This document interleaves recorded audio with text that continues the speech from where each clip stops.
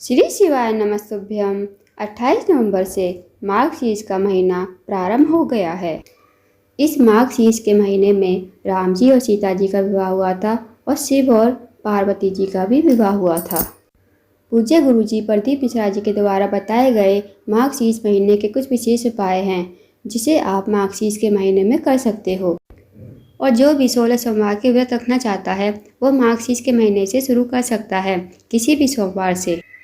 इस वीडियो पर हम आपको पूज्य गुरुजी प्रदीप जी मिश्रा द्वारा बताए गए उपाय सरल भाषा में समझाने का प्रयास करते हैं। 28 नवंबर को माघ शीस का महीना शुरू हो चुका है। कुछ ऐसे विशेष उपाय लेकर आए हैं जो आप 28 नवंबर को माघ शीस के महीने में कर सकते हो। धन संपदा को बढ़ाने वाला, व्यापार को बढ़ाने वाला, साथ ही मनोकामना पूर्ति करने वाला इस माघ शीस के पावन महीने में 28 नवंबर को कर सकते हैं। साथ ही घर का कोई सदस्य चिड़चिड़ करता है, बात बात पर गुस्सा आता है, उसे बोलने का वाहन नहीं है, वह कुछ भी बोल देता है, अपशब्द बोलता है, तो इस उपाय को भी आप 28 नवंबर को कर सकते हो। इस उपाय को कोई भी व्यक्ति कर सकता है। खास मंगल विवाह के लिए एक अचूक उपाय लेकर आए हैं जो आपको 28 नवंबर के दिन ही करना है। यदि आपका कोई कार्य भी अटका हुआ है तो उसके लिए भी विशेष उपाय लेकर आए हैं जो आपको मंगलवार के दिन 28 नवंबर को ही करना है। आइए बढ़ते हैं पहले उपाय की ओर। यदि आपने सारी जगह कुंडली दिखा ली और आपके ग्रह आपके अनुकूल कार्य नहीं कर रहे हैं, यदि आप किसी कार्य में हाथ डालते हैं तो वह कार्य पूरा नहीं हो रहा, या आप नौकरी के लिए जाते हैं तो उसमें भी सफलता नहीं मिल रही है, या आपके कोई भी मांगलिक कार्य, शादी विवाह नहीं हो रहा है, या आपका व्यापार है वो व्यापार आगे नहीं बढ़ रहा, व्यापार उन्नति नहीं कर रहा, तो इस विशेष उपाय को जरूर कीजिए। इसके लिए आपको एक धतूरा लेना है। धतूरे को आपको पत्थर से फोड़ लेना है क्योंकि धतूरा बहुत कठोर होता है, वो आसानी से नहीं फूटता। धतूरे के अंदर जो फल निकलेगा उसे आप अलग कर लेना है। अब आपको 1 लोटा जल लेना है। उसके बाद आपको धतूरे का जो फल निकला है और 1 लोटा जल आपको लेकर पहुंच जाना है शिव जी के मंदिर में। अब वहां पर जाकर आपको धतूरे का फल श्री शिवाय नमस्तुभ्यम कहकर शिवलिंग पर समर्पित करना है, श्री शिवाय नमस्तुभ्यम कहते हुए। उसके बाद जो 1 लोटा जल है, पहले अपना नाम लेना और फिर गोत्र बोलना। अपना नाम और गोत्र बोलकर वो 1 लोटा जल धीरे धीरे शिवलिंग पर समर्पित कर देना।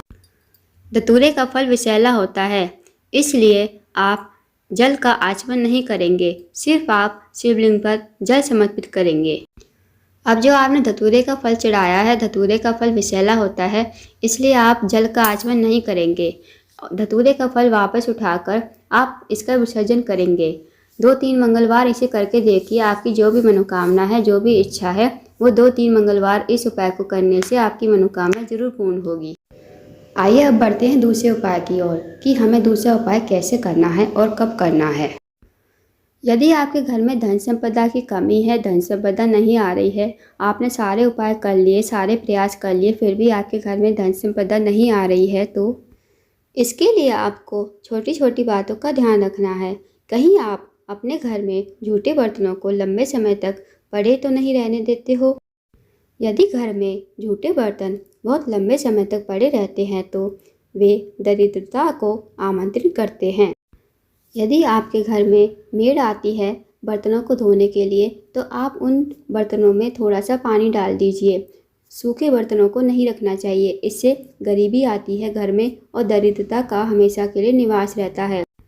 झूठे बर्तनों को सूखे नहीं पड़े रहना है, उसमें थोड़ा सा पानी डाल देना है, जिससे आपके घर में दरिद्रता नहीं आएगी। और जब आप साथ साथ गुरुजी के बताए विशेष उपाय करेंगे तो आपको अधिक से अधिक लाभ होगा। आइए अब बढ़ते हैं तीसरे उपाय की ओर। अगर आप शिव मंदिर जाते हो, आपकी कोई कामना होती है, आपको नहीं समझ आता कि हम क्या उपाय करें कि हमारी मनोकामना पूर्ण हो जाए, तो आपको कुछ नहीं करना है। आपको बस शिव मंदिर जाना है और जहाँ पर शिवलिंग स्थापित होता है और जहाँ पर माता अशोक सुंदरी का स्थान होता है, उसके बीच में जो खाली स्थान होता है, पूज्य गुरुजी कहते हैं वहाँ पर अष्टसिद्धियाँ, 64 योगिनियाँ और नवनिधियाँ विराजमान होती हैं। और माता अशोक सुंदरी का स्थान वहाँ होता है जहाँ पर जलाधारी होती है। जलाधारी में जो मोटी सी लाइन होती है वो माता अशोक सुंदरी का स्थान होता है। अब आपको भगवान शिवलिंग और माता अष्टौसुंदी के बीच का जो खाली स्थान होता है वहाँ पर अपना हाथ रखना है। फिर आपको श्री शिवाय नमस्तुभ्यम कहना है और अपने मन की जो भी मनोकामना है वो कहनी है। जो भी आपके मन के भाव है, जो भी कामना है वो भगवान से कहनी है। फिर आपको श्री शिवाय नमस्तुभ्यम कहना है। उसके बाद अपना हाथ आप वहाँ से हटा लेना। जब अपना हाथ आप हटाओगे तो अपने हाथ को आप अपने हृदय से, अपने नैनों से और अपने मस्तिष्क से ज़रूर लगाइएगा। इस उपाय को आप कभी भी कर सकते हो। आइए अब बढ़ते हैं चौथे उपाय की ओर। यदि आप मंगल ग्रह से परेशान हैं, गुरुजी ने अपनी पिछली कथा में बताया था कि व्यक्ति अधिक चिड़चिड़ प्रवृत्ति का हो जाता है। वो बात बात पर गुस्सा करता है, उसे बोलने का भान भी नहीं होता है। वो किसी को भी कुछ भी बोल देता है, पर भले ही बाद में उसे अपनी गलती का पछतावा होता है, पर उसके मुंह से अपशब्द तो निकल ही जाते हैं। वो बोल देता है और क्रोध आ जाता है। तो आपको इस उपाय को करना है। आपको यह उपाय मंगलवार के दिन ही करना है। आइए अब जानते हैं इस उपाय को कैसे करना है। इस उपाय के लिए आपको 1 लोटा जल लेना है और जो हरा मूंग आता है वो आपको 1 दाना लेना है।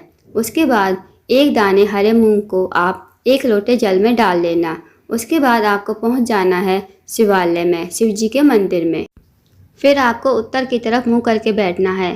अब आप जो 1 लोटे जल में 1 मूंग का दाना डालकर लेकर गए हो, उसको आप अपना नाम और गोत्र बोलकर श्रम्भेश्वर महादेव का स्मरण करते हुए धीरे धीरे शिवलिंग पर जल समर्पित करना है।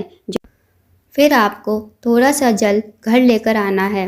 जो भी व्यक्ति क्रोधी है, जिसे क्रोध आता है, उसे जल का आचमन कराना है। अगर वो जल का आचमन नहीं करता तो आपके घर में जहाँ भी पानी का मटका रखा होता है, पानी का परिंदा होता है, उसमें आप थोड़ा सा जल डाल लीजिए। ऐसे भी जल उसे पिला सकते हो। तो इस विशेष उपाय को जरूर कीजिएगा। इस उपाय को करने से जो भी व्यक्ति क्रोधी होगा उसका क्रोध शांत हो जाएगा। इस उपाय को 2 से 3 मंगलवार के दिन जरूर कीजिए। अगर आपको जानकारी अच्छी लगी हो तो वीडियो को लाइक करके, शेयर करके और चैनल को सब्सक्राइब करें। कमेंट बॉक्स में श्री शिवाय नमस्तुभ्यम हर हर महादेव जरूर लिखें।